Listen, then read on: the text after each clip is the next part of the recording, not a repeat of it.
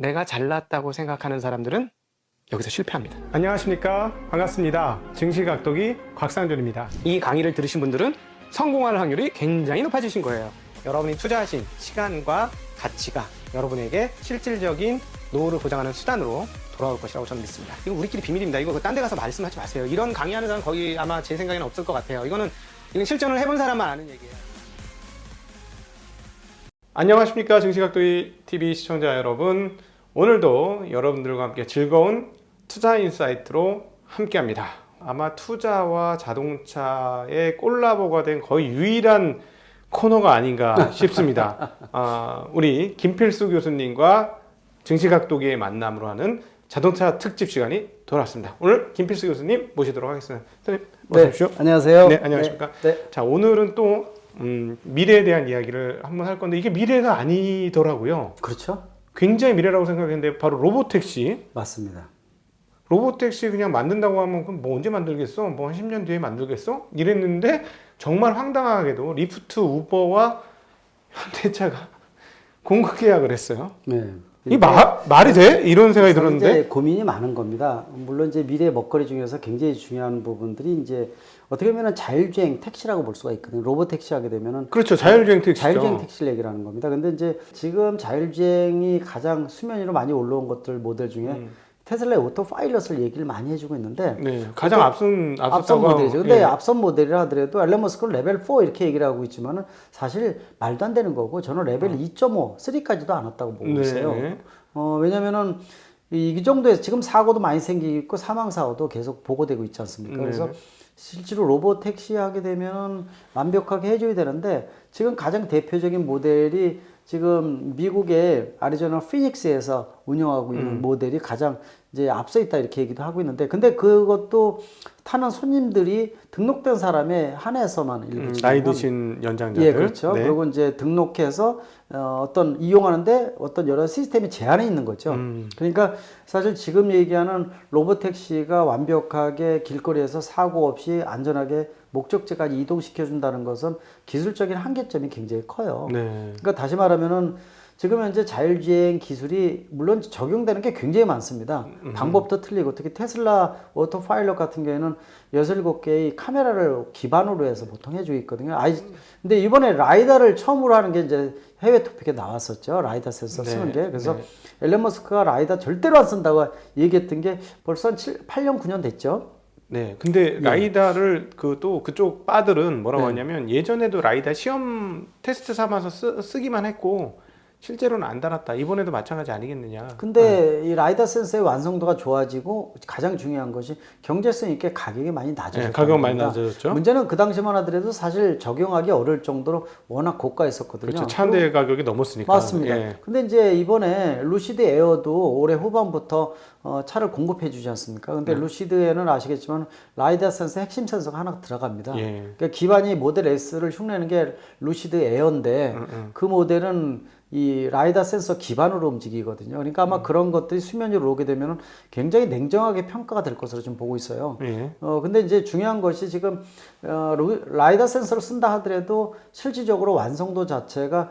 레벨 3 개념이라고 보고 있는데 왜 그러냐면은 아직 이제 먼지가 많은 오프로드라든지 네. 또는 폭우나 폭설 또 심야 어두운데 전혀 아무것도 빛이 안 바닥에 포털이 뚫려 있다든지 신문 덩어리가 떨어져 있다든지 이런 부분들은 아직 제대로 인지를 못해서 네. 그러다 보니까 자율주행차 자체의 완성도가 많이 떨어지고 있다는 겁니다. 그래서 지금 아까 리프트 뭐 우버 해서 로봇 택시에 대한 것들은 그렇게 한정적일 수도 있어요. 무슨 얘기냐면은 아마 수면 위로 올리는 거에 대한 것들을 어떤 사업 모델, 비즈니스 모델로 뭐 전격적으로 하겠다 이런 것보다도 시범 지역을 지정을 해서 시범 지역 내에 어떤 러시아어라든지 이런 것들이 좀 덜한 지역에 한산한 지역에서 공급해준 로보택시인데 속도도 좀 제한이 돼 있고 네. 근데 이거는 속도 제한을 하고 낮게 하고 일반 않는 지역이라 하더라도 각종 문제에 대해서 능동적으로 대처하느냐에 대한 것들은 굉장히 어려운 거거든요. 네. 그리고 이런 부분들은 얼마만큼 많이 운용을 해서 빅데이터를 화해서 이거를 알고리즘이 얼마큼 반영하느냐도 굉장히 중요한 겁니다. 다시 말하면은 라이다 센서나 이런 것들이 있어서 이 거리 사방에 200m를 냉정하게 분석을 하더라도 그 이상 되는 거리는 뭐 러시아어라든지 사건이 난 거 이런 것들은 5G를 통해서 원격으로 대용량의 정보를 받고 또 안에 있는 센서를 통해서 냉정하게 분석을 해서 새로운 길 형성이라든지 속도 이런 것들을 좌우해 주는 거거든요. 그래서 사람이 판단할 수 있는 수천만 가지 조건을 아직도 얘가 제대로 할 수 있느냐라고 봤을 때는 굉장히 문제가 크거든요. 그리고 레벨 3 개념 정도로 왔는데 이 레벨 4면은 물론 이제 자율주행차 시작점이라고 얘기를 하고 있는데 최소한 레벨 4가 되기 전에 이거를 진행한다는 것은 굉장히 위험하고 또 한두 건의 어떤 사망사고라도 생기게 되면 치명적인 손상을 입을 가능성이 높거든요. 예, 전체가 엉망이 돼버릴 수가 있어요. 물론 이제 마음은 이해가 되지만은 이거를 너무 빠르게 나오는 거 아닌가. 상징적인 의미로 좀 보고 있어요. 그래서 사실 엄밀히 얘기하면 로보택시의 이 상용화, 완전 상용화 이런 것들은 제한된 구역이 있으면 안 돼요. 야밤이고 이런 거 구분이 없어야 돼요. 지역 구분이 없어야 됩니다. 러시아어 구분이 없어야 돼요. 이런 여러 가지 전제 조건을 모두 다 오케이해서 열어주느냐에 대한 것들은 지금 아직 불가능하다고 보고. 근데 중요한 포인트는 하나 있는 것 같아요. 그러니까 현대차가 우버나 리프트 같은 데 보냈고 우버나 리프트는 분위기가 이제 자기네가 직접 차는 안 만들겠다는 쪽으로 선회를 한 걸로 그렇죠. 예, 추정이 되니까 차의 공급에 대한 것들은 현대차 쪽에서 하고 실제로 운영에 대한 것들은 이런 기업들이 원래 이제 서비스 마스 개념으로 하지 않습니까? 그래서 그런 측면에서 역할 분담을 통해서 좀 더 시너지를 내겠다라는 부분들이 있기 때문에 물론 제 자신감의 표현일 수도 있지만은 그거 자체가 치명적인 손상을 입을 수도 있기 때문에 도리어 그래서 사건 사고 자체가 뭐 상대방이 100% 실수다라고 해서 사람이 사망하게 되면은 물론 그런 것들은 미국 시장은 네거티브 정책이니까 넘어갈 수가 있지만은 만약에 자동차의 어떤 이 자율주행 기능이 문제가 돼 있다든지 이런 걸로 사망 사고가 발생하게 되면은 전체가 사업 중지가 돼 버리거든요. 그렇겠죠. 예, 그런 측면에서 보게 되면은 좀 고민이 되지 않느냐라는 부분들 분명히 말씀드릴 수가 있고 레벨 4가 되려면은 빨라도 5, 6년 정도 걸린다고 저희는 보고 있거든요. 쉽지는 않습니다. 그래서 저도 우버 리프트가 그런 생각을 하고 이렇게 계약을 했는지도 자체도 이해도 안 되고 개인적으로. 그러나 어쨌든 예를 들어 제한적 수준에서의 부분적 자율주행을 이용한 부분적 로보택시 그러니까 아니면 저거는 가능하지 않겠습니까? 그 예를 들어 물건 나르는 그렇죠. 물류에 대한 것들. 예, 물류. 그래서 원래는 물류에 대한 것들 자율주행을 지금 완벽하게 적용할 수 있는 가장 좋은 것은 군지분행이에요. 그러니까 무슨냐면 자율주행 전용 도로나 자율주행 전용 차선, 일반 차가 들어가지 않는 지역을 만들어 놓고 자율주행 차만 운행하게 되면은 걔네끼리 움직이기 때문에 사고의 가능성은 굉장히 줄어듭니다. 자율주행차가 아직 문제가 큰 것은 일반 도로에 사람이 운전하는 유인운전과 자율주행차가 조우하게 되는 판단 능력이 틀리기 때문에 그때 사고의 가능성이지. 그래서 군지분행에 대한 것들은 굉장히 많이 연구돼 있고 그래서 아마 조만간에 적용이 된다 이렇게 보고 있거든요. 사실은 자율주행 3.5 이 정도 이상 가는 것보다 훨씬 더 유용하고 실용적이고 빠른 거는 물류차 아닙니까? 물류죠. 물류의 혁신이죠. 자율주행은 처음부터 물류가 혁신을 하기 때문에 물류 쪽에 종사하는 사람들이 일자리가 가장 많이 줄어들어요. 그러니까 예를 들어서 그런 얘기를 하거든요. 서울에서 부산까지 가는데 10대의 트레일러가 움직일 때 10명의 기사가 필요하고 중간에 한 두세 번 쉬어야 되고요. 또 앞뒤째 간격을 100km 달릴 때 100m 이상을 뛰어야 되거든요. 그러다 보니까 실제로 들어가는 고정비가 엄청 많이 들어갑니다. 물류비가. 근데 예를 들어서 자율주행차 전용 도로나 전용 차선이 있을 경우에 10대의 트레일러가 100km 달릴 때 앞차의 간격이 50m도 안 돼, 20, 30m도 안 됩니다. 그러니까 동시에 신호받고 동시에 제동을 하기 때문에 근데 한 명 정도 타겠죠. 운전하는 게 아니라 관리인이 타는 거죠. 그래서 중간에 쉬지도 않고 또 속도는 똑같고 그러니까 연료도 최대한 최적화시키면서도 시간을 단축시킬 수 있는 최고의 방법이기 때문에 아마 그런 부분들은 조만간에 실현이 가능해서 적용이 되지 않을까. 그런 측면에서 차로 하나를 자율주행 전용 차로로 만들어주는 이런 그림들은 충분히 가능하거든요. 그래서 그런 부분들이 일단 사고를 최소화시켜주는 게 가장 중요한 관건이라고 보고 있습니다. 그거보다 더 앞서서 보면은 택배차 같은 거 있지 않습니까? 네네. 마지막 마일 조금 가는 그렇죠. 라스트 마일 모빌리티. 예, 그거. 그거부터가 오히려 제일 빠른 그 도입 아닌가요? 가능성 큽니다. 그런 것들은 예를 들어서 퍼스트 마일 모빌리티나 라스트 마일 모빌리티는 주행에 대한 것들은 일반적으로 유인 운전을 하고 앞뒤째 간격을 연결해 주는 것은 속도가 그렇게 빠르지 않아도 되거든요. 우리가 라스트 마일 모빌리티 많이 쓰는 것 중에 하나가 전동 킥보드인데 지금 쓰고 있는 게 시속 25km 미만이거든요.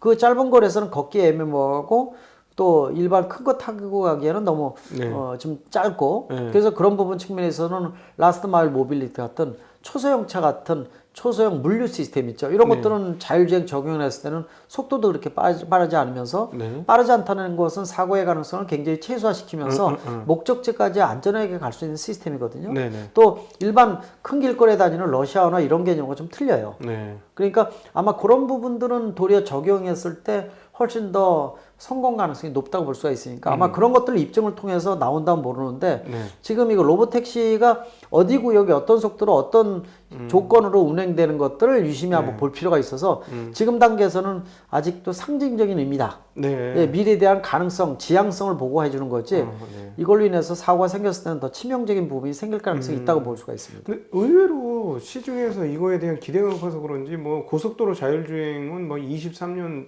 24년 너무 오바예요. 저는 그거 보면서요. 너무 오버하고 있고 거품이 너무 많다고 보고 있거든요. 네. 사람의 생명을 담보로 한다는 측면에서 생각을 해보세요. 어떤 문제가 생겼다.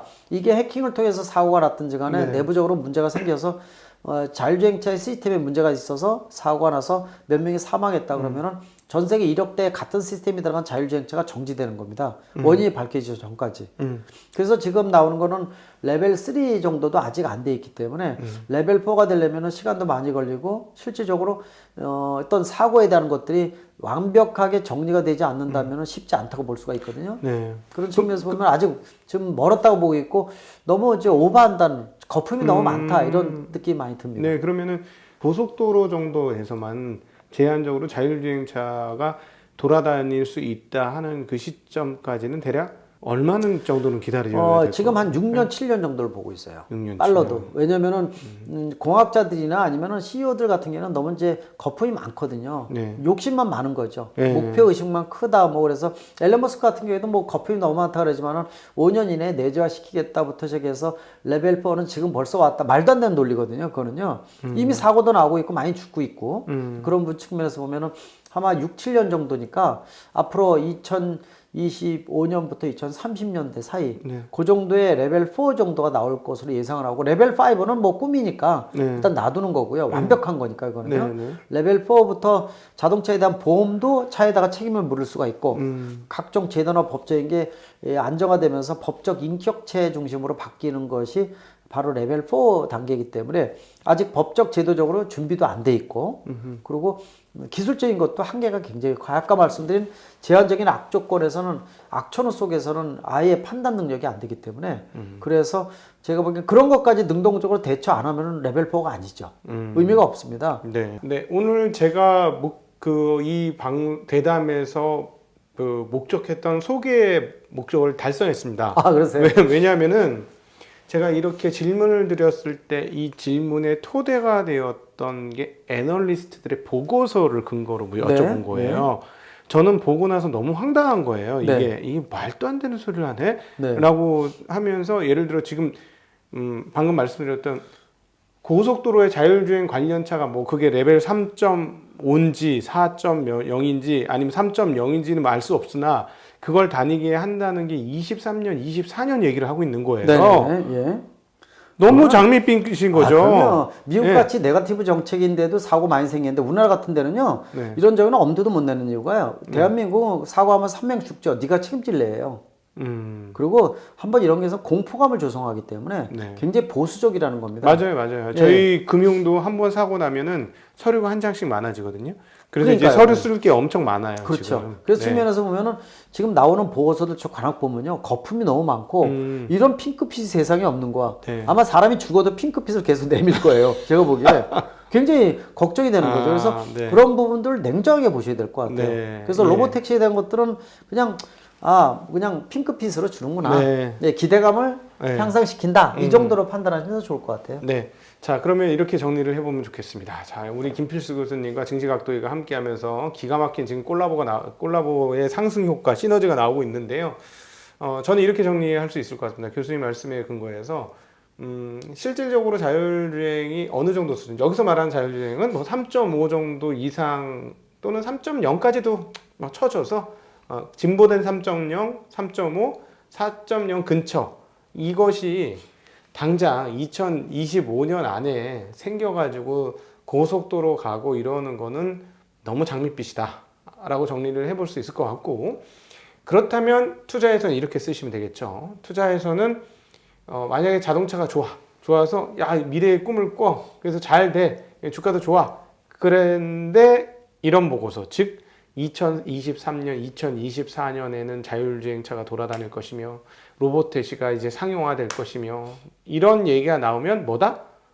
과열이다 이렇게 생각하시면 잘 정리가 될 것 같습니다. 이 공학도의 그 자동차에 대한 시장과 그 기술에 대한 분석과 제 입장에서 투자 세계에서의 논리를 결합해서 보면 이게 이런 이야기가 과도하게 나오면서 사람들이 너무나 좋게 언급을 하는 그때는 고점이다. 자동차 관련 고점이다라고 생각하시면 큰 무리는 없지 않을까. 제가 이제 그런 얘기를 많이 합니다. 수소차에 대한 것들 얘기 많이 하잖아요. 네.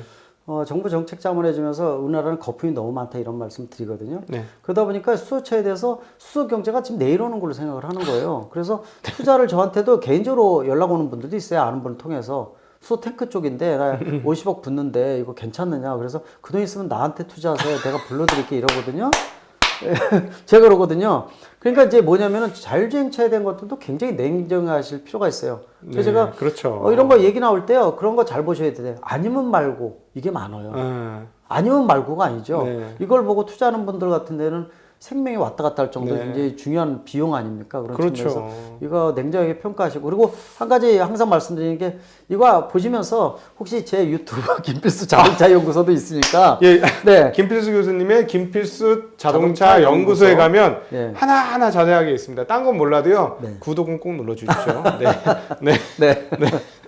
네. 그러니까 저도 이렇게 얘기하거든요. 공부를 딱 한 번 아니 이렇게 하루만 시간 내서 공부를 해보면 바로 답 나오는데 쉽게 얘기해서 우유가 전기면 수소는 치즈인데 그쵸. 수소 연료 전지를 만드는 건 치즈인데 우유가 모자란데 무슨 치즈가 필요하냐. 우유 먹을 것도 없는데 무슨 치즈를 만드냐 지금 상황에서. 지금 예를 들어서 우유가 넘쳐갖고 버려야 되는 상황이면 그때 치즈가 의미가 있다 라는 의미로 지난번에 말씀 나누고 그쵸. 그다음 저도 공부해보고 해서 정리된 제 머릿속의 생각이 네. 이거예요. 네. 이게 왜 그러냐면 미래의 꿈을 심어주면 주가가 크게 올라가거든요. 그렇죠. 맞아요. 그러니까 자꾸 꿈을 심어줘서 뭔가를 하려고 하니까 거기에다 보유 편향이 있으니까 그걸 믿고 산 사람들은 다 거기에다 표를 주죠. 지금 보실 때 이런 것들 평가가 나올 때 보면 붐업이 돼가지고 네. 평가 기준을 몰라요. 산을 보는 시각이 필요한데 나무만 보는 거죠. 그러니까 자기가 어디 산에 속한지도 몰라요. 네. 그러니까 이런 부분들을 굉장히 조심해야 되거든요. 저는 뭐 아까 예전에 말씀하신 대로 저는 지금 주식을 안 하잖아요. 네. 냉정하게 말씀드리고 왜냐면은 그렇죠. 그런데 영향을 줄 수 있는 부분들도 요소가 굉장히 많이 있기 때문에 도리어 제가 하게 되면은 신뢰성이 떨어질 것 같아요. 투자를 하면 네, 투자를 하게 주식 되면. 투자를 하면 네. 보유 편향이 발생하니. 그러니까 아예 저 냉정하게 말씀드릴 수가 네, 있다는 거죠. 그러니까 정보도 그렇고 다 자문해주고 외국도 네. 많이 자문해주는데 또 대기업도 그렇고 네. 할 때 보면은 그림을 굉장히 냉정하게 그려야 돼요. 네. 그러니까 거품이 된 것을 빼셔야 돼요. 맞습니다. 교수님하고 저하고 했던 수소차냐 전기차냐가 저희 증시각도의 TV 채널에서 조회수 1등이거든요. 저는 조금 의외였어요, 사실은. 네. 이건 논란거리가 안 되는 건데. 근데 일반인들한테 그게 논란거리가 되고 있는 거예요. 네. 일반 투자자들 세상에서는 네. 수소차가 될 것처럼 막 얘기를 하니까 네. 정말 좀 답답한데 근데 이렇게 되면 이제 댓글에서 진짜 안 봐요. 그 동영상의 댓글은 제가 댓글 다 읽는데 거기만은 안 봐요. 네. 그래서 그 투자에 있어서 항상 꿈을 심어주는 게 주가가 많이 가지만 그게 현실하고 얼마나 동떨어져 있는지는 반드시 새겨야만 그 꿈을 이용해 먹고까지는 나올 수 있으나 그 꿈 때문에 내가 망하지 않기 때문에 않을 수 있기 때문에 꼭 좀 염두를 하시기를. 저는 그래서 투자하시면은요 부탁드립니다. 자식들이 이렇게 그 돈을 불려서 벌 자신 있으면은 투자하세요. 자식이 투자한 돈이 수소차? 그러니까 이걸 투자해서 나 때는 나는 빚을 못 빚을 받아줘도 못 돼. 자식이 내가 이거 자식한테 유산 유산으로 물려줄 거야. 그때 빚한 보면 나는 그걸로 만족해 할 사람만 투자하라고. 그렇죠. 그 전제 조건이 회사가 망하지 않는 전제 조건입니다. 전제 조건 너무 어렵습니다. 네, 어려워요. 왜냐하면 저희는 3개월 앞을 내다보기 힘들다고 제가 얘기하고 3년 후는 영원히 모른다는 그래서 입장이에요. 대기업들도 중장기적인 마스터 플랜을 안 짭니다. 네. 예전에는 10년짜리 짰는데 지금 5년도 안 짜요. 네. 왜? 내가 내일을 몰라요. 네. 정부도 그래서 짜놓고 얘기는 하고 있고 전기차 보급, 충전기 보급 대수. 제가 전기차 협회장이지만요. 그런 대수 안 봐요. 네. 왜? 그거는 그냥 놔두는 거예요. 그냥 던져놓는 거지. 아니면 말고거든요. 네. 정부도 그런 판에 네. 쉽지 않습니다. 예상이. 왜냐면 지금 변하는 전기차 속도 보세요. 그렇죠. 예상에 작년에 320만 대 정도였는데 올해 400만 대 예상했거든요. 네. 근데 올해 500에서 550만 대로 올라가고 있어요. 속도가 포물선이에요. 2025년에 1000만 대가 훨씬 넘어가요. 현재 추세면 네. 네. 1년에 연간 판매가 그러니까 전 세계 2025년에 1000만 대 넘어간다고요? 지금요 그렇게 얘기가 나올 정도로 올라가요. 엄청납니다. 저희가 그 제품의 점유율이 5% 넘어서면서부터 수직 상승하고 시작해서 새로운 품목이 네. 그러면 세상이 뒤집어지는 시점이 10% 넘어가면 세상이 뒤집어진다고 보는 건데 그러면 그게 빨라지고 있어요. 2024년, 25년이면 자동차 4년 세계가 4년 후. 자동차 세계가 뒤집어지는 거네요. 그렇죠. 그게 빨리 오고 있다는 겁니다. 저도 피부로 느낄 정도로 겁이 날 정도거든요. 왜냐면 이게 경착륙이 될 가능성이 커요. 산업 생태계에 대한 패러다임이 너무 급변하다 보니까 준비가 안 돼 있거든요. 그렇지. 내연기관 관련 밸류체인들을 아작 안 나는 돼요. 부품사들은 아주 멘붕이 되는 거거든요. 아작 나버리는 근데 거지. 이게 속도가 너무 빨라지고 있다는 거예요. 그러니까 네. 제가 걱정이 되는 게 이제 저는 중첩 기간이 길게 원하는 사람이거든요. 네. 근데 40년, 20년을 줄었고 20년부터 더 줄기 시작을 했어요, 지금요. 거기다가 2025년 만약에 1000만 대급이다. 전 세계 차가 9천만 대 판매된다. 그렇죠. 그러면 한 7%, 8%거든요. 그 바로 1, 2년 후에 넘어가는 1000만 거예요. 되면은 10%예요, 교수님. 그러네. 11, 12%네요. 그래서 제가 지금 깜짝 놀라서 네, 10% 넘어가는 거죠. 예, 그래서 9천만 설마 대에서. 막 이랬거든요, 그렇죠. 지금. 10, 한 1, 2% 되는 거죠. 네, 네. 그러니까 저는 원래 8%, 7%대를 봤는데 네. 지금 올라가는 속도면 10% 훨씬 넘어가요. 와, 걱정이 그럼- 되는. 올해 말에 나오는 거 치수 보시면은요 예상 곡선 나올 거예요. 과연 올해 말까지 전기차 몇 대 나가는지 한번 보세요. 원래 그게 400만 대 정도였어요. 예상이. 올해가 작년 320만 대였고 올해 400만 대였거든요. 그럼 400만 대는 충분히 나오겠네. 그래서 400만 대를 보수적으로 잡았는데 지금 나오는 거 속도가 그렇지. 500에서 550만 대를 잡고 있어요. 그렇지. 현대차, 기아차 안 만들던 거 만드니까. 그럼요. 생각을 해보세요. 올해 지금 제네시스 전기차만 3가지 나오고 아이오닉이나 EV6 5가지나 나오는 거예요. 그러네. 내년 7개에서 10가지 나옵니다. 네. 생각을 해보세요. 그게 현대차만도 그런데 GM이나 폭스바겐 목숨 걸고 아예 테슬라 말할 필요 없지 않습니까? 포드가 이번에 2030년까지 포드도 그렇고요. 예, 전기차를 지금 난리가 났거든요. 이 네네. 속도를 보시면은 2025년에 1000만 대면은 말씀하신 세상이 뒤집어지는 예, 세상인 뒤집어지는 거예요. 역사가 시작되는 거죠. 그렇죠. 2024년 5년이네. 그런 정도면. 그걸 유심히 보셔야 됩니다. 네. 그 속도가 너무 빨라지고 있다는 겁니다. 네. 오늘 로보택시로 했다가 지금 생각지도 않게 이제 수사차까지 왔습니다. 네. 오늘 역시 우리 교수님하고 이렇게 하면 너무너무 재밌고, 이런, 제가 이 유튜브를 하면서 꿈꾸던 이런 거죠. 이런 뭔가 서로 약간 이종이 만나서 이게 쫙 나오는 이런. 그렇죠. 것들. 융합 모델이죠. 예, 이게. 융합. 맞습니다. 네. 아주 오늘, 지난번 현대차도 너무너무 재밌었는데, 오늘도 생각지도 않게, 사실 별거 없는 내용이라고 생각했거든요. 네. 로보택시 너무 뻔하니까 이거 예. 아닌 거니까 이러고 하고 그래도 점검이나 하자 했는데 재미나게 오늘 마무리가 되고 있습니다. 네. 오늘 투자 인사이트 함께해 주신 김필수 교수님 정말 감사드리고요. 재밌으셨다면 구독과 좋아요 어디요? 김필수 자동차 연구소. 김필수 자동차 연구소. 네. 저희도 해주셔도 좋지만 김필수 자동차 연구소에 먼저 꼭 구독 좋아요를 눌러주시기를 부탁드리겠습니다. 함께해 주신 여러분 진심으로 감사드립니다. 고맙습니다. 고맙습니다.